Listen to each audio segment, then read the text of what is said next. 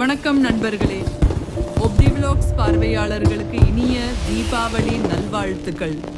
ஒளி, அன்பு, சுவை நிறைந்த நாளாக இருக்கட்டும்.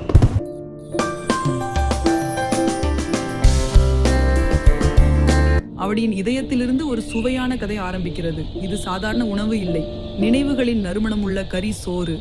நான் வெண்ணிலா. என் வீட்டிலிருந்து துவங்கும் இந்த சமையல் கதை பழைய இராணுவ சமையல் மனையிலிருந்து பிரேரணை பெற்றது.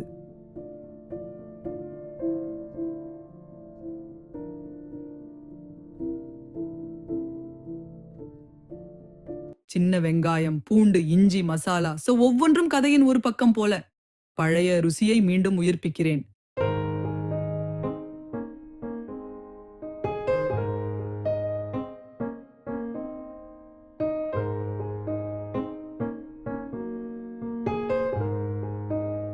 மிளகாய் தூள், மஞ்சள், கரம் மசாலா, சுவைக்கு அப்பாற்பட்ட உணர்வுகள். ஒவ்வொரு தூளும் ஒரு நினைவு. பெரியம்மா சொல்வது போல நெருப்பே உணவின் உயிர். மெதுவாக தீயை ஏற்றி கரியின் மணத்தை எழுப்புறேன்.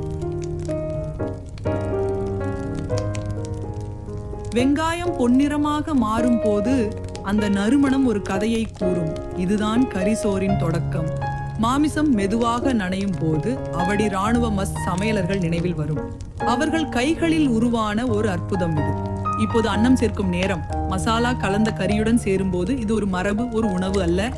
சோறு கறி கலந்து வண்ணமயமான ஒரு காட்சி. வீட்டில் முழுவதும் அந்த நறுமணம் பரவி என் மனம் நிறைந்து போகிறது. மெதுவா மூடி வச்சு சிம்மர் செய்யும் போது மனசுல அமைதி. இது சமையலா, தியானமா? பித்தளை பாத்திரத்தில் பரிமாறும் போது அந்த தங்க ஒளியில் பழைய நாட்கள் நினைவில் வருது.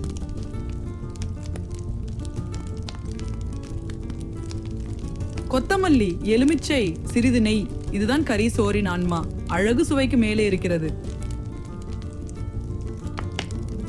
என் குடும்பம் அனைவரும் மேசை சுற்றி அமரும் பொழுது சிரிப்பும் சுவையும் கலக்குது. இதுதான் அவடியின் உண்மையான அன்பு. முதல் ஊட்டம் எப்போதும் அம்மாவை நினைவூட்டும். சுவையில் உணர்வுகள் மறைந்திருக்கும். அயல் வீட்டு ரம்யா வந்தா, வா ரம்யா, ஒரு ஊட்டம் போடுன்னு சொல்லி ஒரு பக்கம் சேர்த்தேன். பாட்டி சொன்னா, ராணுவம் வேலைக்கு போனவர்களுக்கு இந்த கரிசோறு தான் உற்சாகம் கொடுத்தது. சுவையில் உறுதியும் இருந்தது.